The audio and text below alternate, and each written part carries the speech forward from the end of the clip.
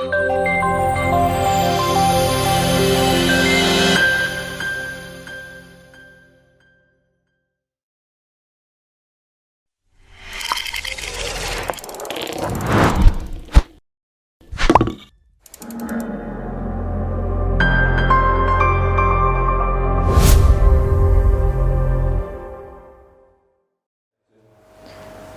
Assalamualaikum warahmatullahi wabarakatuh. Salam sejahtera bagi kita semua. Selamat datang di kelas Matematika Ekonomi bersama saya Ibu Suryati yang pada kesempatan kali ini akan membahas terkait dengan aplikasi fungsi nonlinier, penerapan pada fungsi biaya dan penerimaan. Oke, sebelum masuk ke dalam materi, mudah-mudahan kita semua selalu dalam kondisi yang sehat, diberikan karunia berupa kenikmatan untuk bersemangat dalam menuntut ilmu. Khususnya hari ini kita akan belajar terkait dengan fungsi pembiayaan dan penerimaan aplikasi fungsi non-linier. Di kesempatan sebelumnya sebenarnya kita sudah pernah ya mungkin membahas terkait dengan fungsi linier. Jadi fungsi itu ada fungsi linier, kemudian ada fungsi non-linier. Jika pada kesempatan sebelumnya fungsi linier itu adalah merupakan fungsi yang bentuknya bisa berupa garis lurus, tidak memiliki bilangan yang berpangkat atau koefisiennya itu tidak diikuti oleh bilangan berpangkat. Sedangkan pada kesempatan hari ini kita akan mempelajari terkait dengan fungsi nonlinier. Salah satu aplikasinya itu adalah di fungsi kuadrat, yang mana fungsi kuadrat ini merupakan fungsi yang menunjukkan hubungan antara variabel dependen dengan variabel independen, di mana variabel independennya ini mempunyai pangkat tertingginya hanya 2 saja. Kenapa? Karena sebenarnya pada fungsi nonlinier itu tidak hanya terdapat pada fungsi kuadrat saja, tetapi ada juga fungsi yang menunjukkan pangkatnya lebih dari 2, ada pangkat 3, 4, dan selebihnya. Tetapi kenapa kita harus mempelajari fungsi kuadrat terlebih dahulu? Harapannya adalah ketika kita mempelajari atau sudah fasih dengan persamaan fungsi kuadrat, maka nanti kita akan jauh lebih mudah untuk mempelajari fungsi yang pangkatnya lebih besar daripada 2 ya. Saya contohkan misalnya di sini saya punya sebuah persamaan ya. Persamaan kita adalah Y sama dengan AX kuadrat plus BX ditambah C. Nah, Y itu merupakan variabel dependen atau variabel yang dia itu tidak bisa berdiri sendiri, dia bergantung pada variabel-variabel yang lain. Dalam hal ini, kalau yang saya contohkan persamaan ini adalah variabel Y itu dipengaruhi oleh variabel X. Besar kecilnya perubahan yang terjadi pada variabel Y itu dipengaruhi oleh perubahan dari variabel X ya. Nah, dari fungsi yang saya punya ini, fungsi kuadrat yang saya punya ini, persamaan kuadratnya itu bisa kita cari nilai X-nya dengan menggunakan rumus ABC yang sudah kita pelajari pada fungsi nonlinier untuk murni matematikanya. Itu adalah dengan menggunakan rumus ABC, di mana X12 itu kita bisa memasukkan rumus, yaitu min B plus minus akar dari B kuadrat dibagi dengan 4AC dibagi dengan 2A. Nah, di mana yang B kuadrat min 4AC ini adalah dinamakan dengan diskriminan. Ya. Kenapa sih kita harus mempelajari fungsi kuadrat di dalam ilmu ekonomi? Penting untuk bisa mempelajari fungsi kuadrat dalam aplikasi ilmu ekonomi. Karena apa? Dalam fungsi kuadrat itu akan sangat membantu kita untuk menganalisa produksi yang sudah dilakukan oleh seorang produsen. Yang mana fungsi kuadrat ini akan membantu seorang produsen untuk tahu kapan produksinya itu bisa mengalami minimisasi biaya atau biaya minimum, kapan seorang produsen itu akan mengalami penerimaan yang maksimal, dan kapan seorang produsen ini akan mengalami laba yang maksimal. Ya, kita tahu 3 poin ini, biaya minimum, kemudian penerimaan maksimal, kemudian laba maksimal, itu adalah hal-hal yang menjadi tujuan seorang produsen. Jika dia tidak bisa mencapai penerimaan maksimum, setidaknya dia bisa mengalami pengiritan ya dengan cara meminimalisir biaya, minimasi biaya. Nah, terus apa yang akan digunakan dalam fungsi kuadrat ini untuk melakukan 3 hal atau untuk menganalisa 3 hal tadi? Yang dilakukan adalah dengan cara menentukan nilai ekstrim dari fungsi kuadrat tadi untuk bisa menilai kapan biaya akan minimum, kapan penerimaan akan maksimum, dan kapan laba itu akan maksimal. Nah, karakteristik dari fungsi kuadrat tadi selain dari bentuk persamaannya itu memiliki pangkat 2, dilihat dari kurvanya itu juga bisa itu juga berbeda ya dari fungsi linear. Kalau fungsi linear itu kurvanya berbentuk garis lurus, kalau pada fungsi kuadrat itu kurvanya berbentuk bisa parabola ya. Parabola, dan parabolanya pun tidak cuma parabola yang membuka ke bawah, tetapi parabolanya itu bisa membuka ke bawah, bisa parabola yang membuka ke atas, dan bisa parabola yang membuka ke kanan, dan bisa parabola yang membuka ke kiri. Masing-masing dari bentuk kurva parabola tersebut, mereka memiliki karakteristik tersendiri. Kalau fungsi kuadrat misalnya dengan nilai A kurang dari 1, maka biasanya kurvanya itu akan berbentuk membuka ke bawah dengan nilai ekstrimnya itu berupa nilai maksimal atau nilai puncak ya.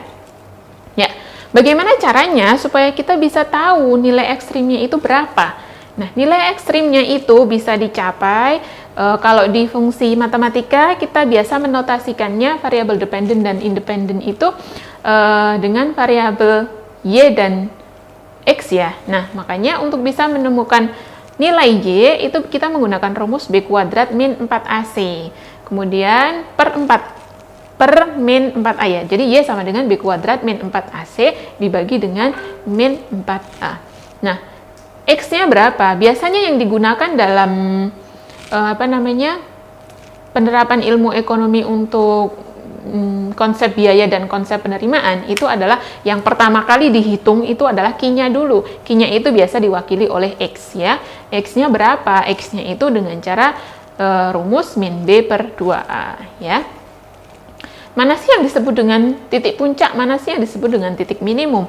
Kalau saya punya kurva di samping, ya berarti yang disebut dengan titik puncak itu adalah yang paling atas. Nah, paling atas yang melengkungnya itu di paling ujung, nilainya paling tinggi. Titik minimum berarti mana? Ya berarti yang mempunyai nilai paling rendah atau lekukan di paling rendah, gitu ya. Nah, kita coba aplikasikan. Kita coba aplikasikan dulu dalam contoh matematika dulu supaya kita lebih mudah memahami. Kalau misalnya nih, saya punya sebuah persamaan Y sama dengan min X kuadrat plus 6X dikurangi dengan 2, berapa titik ekstrim yang bisa dicapai oleh persamaan tersebut? Nah, pertama kita lihat dulu karakteristiknya ya. Karena nilai dari A-nya atau koefisien yang mengikuti X berpangkat itu adalah negatif, otomatis nilai A-nya itu kurang dari 0, maka nanti kurva yang akan terbentuk, seperti pada gambar di samping ya, itu adalah kurvanya berbentuk parabola dengan membuka ke bawah. Sehingga nanti titik ekstrim yang akan kita cari itu adalah titik ekstrim yang bernilai maksimum, bukan bernilai minimum. Ya, kita coba masukkan ke dalam sebuah rumus untuk kita bisa menentukan X-nya menggunakan rumus min B per 2A. Oke, kita kembali ke persamaan. Persamaannya adalah min X kuadrat ditambah 6X min 2. Berarti nilai B-nya berapa? Nilai B itu adalah koefisien yang mengikuti X tanpa berpangkat, yaitu 6 ya. 6 berarti min 6 per 2A. 2A. A-nya berapa? A-nya adalah negatif 1. Otomatis min 6 per min 2 itu menjadi positif, hasilnya adalah 3 angkanya ya. Jadi X ditemukan sebesar 3. Nah, Y-nya berapa? Oke, Y-nya bisa juga kita hitung menggunakan rumus min B, menggunakan rumus B kuadrat min 4AC per min 4A. Kita masukkan saja B kuadrat. B kuadrat B-nya berarti berapa? B-nya 6. 6 kuadrat dikurangi dengan min 4. Min 4 dikalikan dengan min 1 dikurangi dengan 2 dibagi dengan min 4 dikalikan A. A-nya adalah min 1. sehingga ketemu Y-nya adalah 7. Maka bisa kita simpulkan fungsi kuadrat yang kita punya saat ini, yang mana fungsi tersebut atau persamaan tersebut berbunyi min x kuadrat plus 6x min 2 memiliki nilai ekstrim berupa nilai maksimum di titik x sama dengan 3 dan di titik y sama dengan 7. Gitu. Kapan kita akan mengaplikasikannya dalam ilmu ekonomi? Tentunya kita bisa aplikasikan tadi dalam konsep biaya minimum. Nah, biaya minimum. Tetapi sebelum kita masuk ke dalam konsep biaya minimum, kita ingat-ingat kembali konsep biaya. Apa itu sebenarnya konsep biaya? Ya, konsep biaya kalau pada secara keseluruhan itu sebenarnya ada dua ya. Ada biaya eksplisit dan ada biaya implisit. Biaya eksplisit itu adalah biaya yang benar-benar kita keluarkan secara real. Kemudian biaya implisit adalah biaya yang sebenarnya tidak kita keluarkan tetapi kita perhitungkan. Nah, biaya secara eksplisit, itu adalah ada biaya tetap, kemudian ada biaya variabel. Apa itu biaya tetap? Biaya tetap itu adalah biaya yang tidak bergantung pada variabel Q. Variabel Q itu artinya quantity. Quantity itu adalah output yang ingin kita capai. Artinya, biarpun output kita bertambah, biarpun produksi kita itu ingin ditambah, tetapi biaya tetap itu selamanya akan seperti itu. Akan misalnya, biaya tetap itu gedung misalnya ya. Gedungnya nilainya adalah 1 miliar. Berarti biaya tetap kita adalah sebesar 1 miliar. Otomatis kalau diaplikasikan dalam bentuk fungsi persamaan kuadrat, biaya tetap ini tidak boleh diikuti oleh variabel. Berarti biaya tetap ini berbentuk sendiri, dia berbentuk konstanta ya. Misalnya x kuadrat plus 2x plus 3. Berarti 3 inilah yang disebut dengan biaya tetapnya, karena dia tidak diikuti oleh variabel yang lain. Sedangkan biaya variabel adalah biaya yang setiap periodenya itu bertambah seiring berjalannya waktu penambahan kuantitas ya. Atau jika output kita ingin ditambah, maka biaya variabel pun mengikuti, dia pasti juga akan bertambah. Nah, sekarang kita masuk ke aplikasi biaya minimum ya pada fungsi kuadrat. Bagaimana caranya? Misalnya nih saya punya sebuah fungsi biaya total ya, atau biasa disebut dengan persamaan C.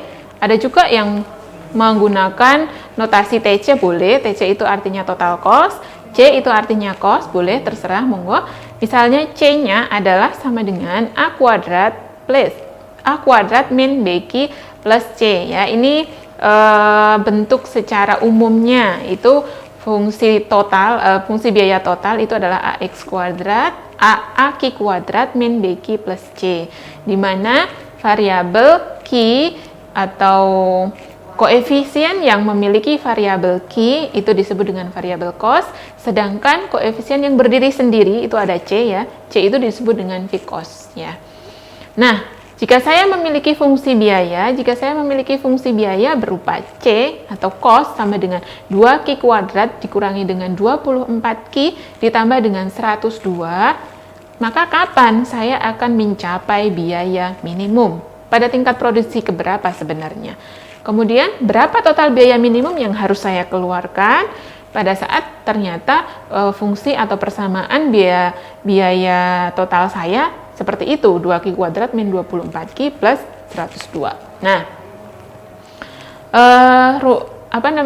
kurvanya karena ini adalah kurva biaya minimum dengan fungsi kuadrat dengan nilai A lebih dari 0, otomatis dia akan memiliki bentuk parabola yang menghadap ke atas ya, karena A adalah nilainya lebih dari 1. Ya, kita hitung dengan menggunakan rumus ekstrim parabola, di mana konsep biaya minimum yang akan kita cari ini dengan menggunakan rumus Q sama dengan min B per 2A.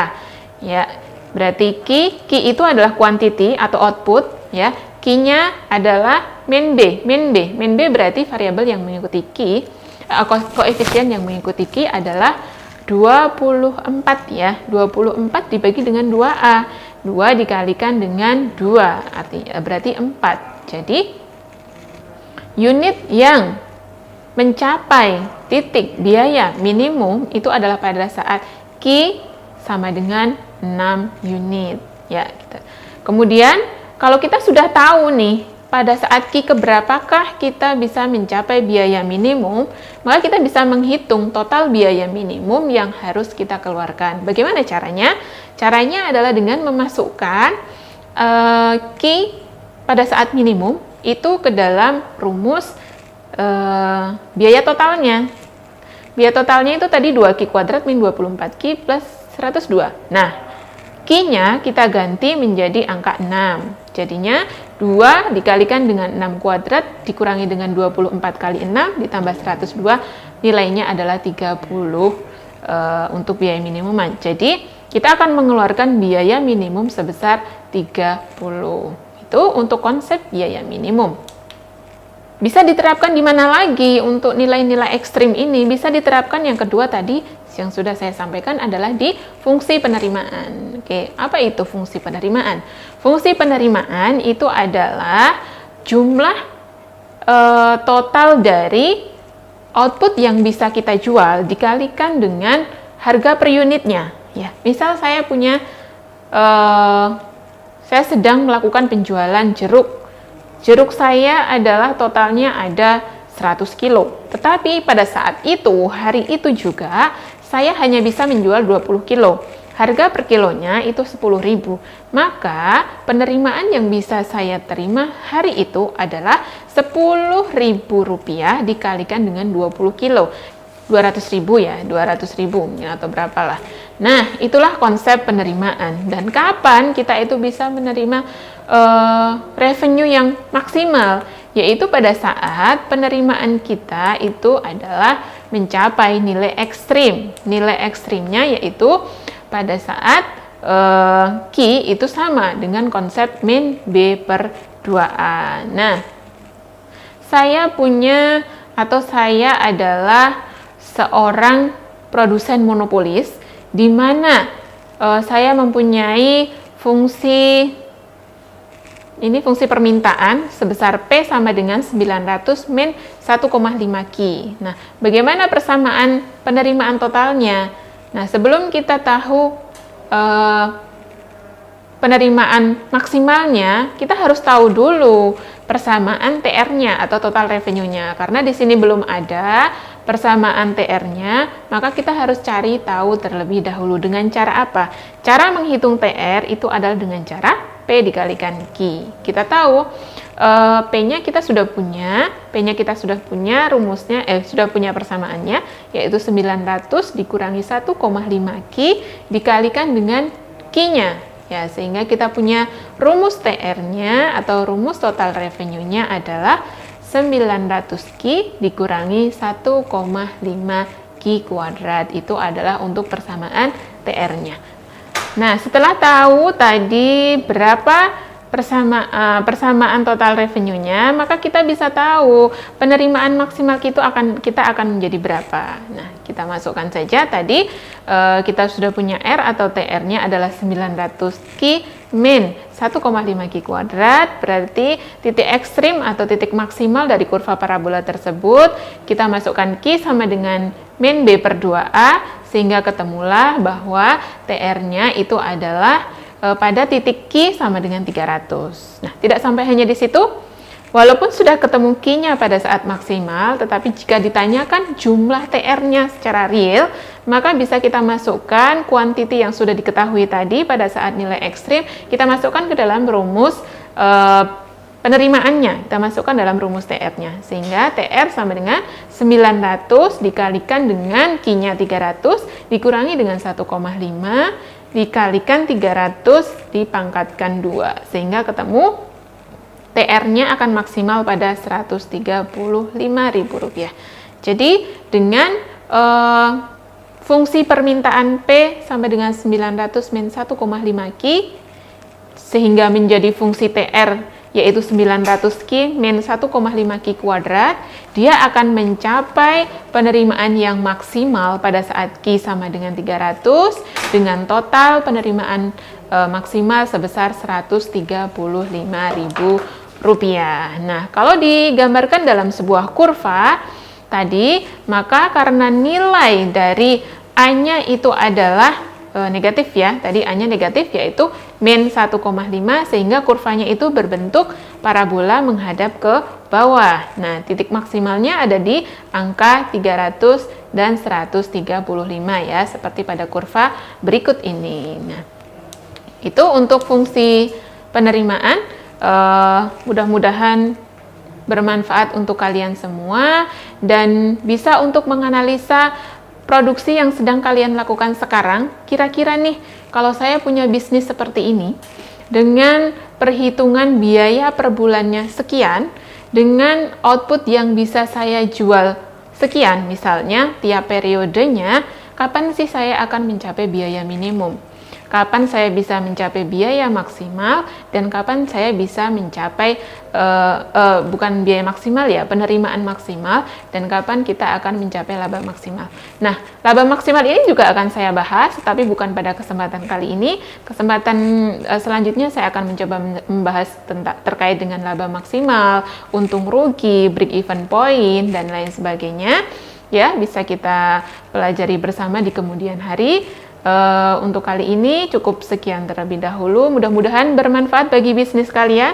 Mudah-mudahan bermanfaat untuk kalian yang baru akan menjalankan sebuah bisnis, mungkin sebagai seorang pebisnis pemula, sehingga harus tahu dulu mana itu biaya tetap, mana itu biaya variabel, kapan harus menambah output, kapan harus mengurangi output, kapan harus menambah biaya variabelnya, atau kapan harus menambah bahan baku, kapan harus mengurangi bahan baku, karena justru malah kalau ditambah ternyata penerimaan kita menjadi berkurang karena sudah tidak efisien lagi. Istilahnya sudah tidak pada increasing return to scale ya, justru malah decreasing return to scale. Itu perlu dipertimbangkan untuk kalian semua. Oke? Sampai di sini dulu, mudah-mudahan bermanfaat untuk kita semua. Wassalamualaikum warahmatullahi wabarakatuh.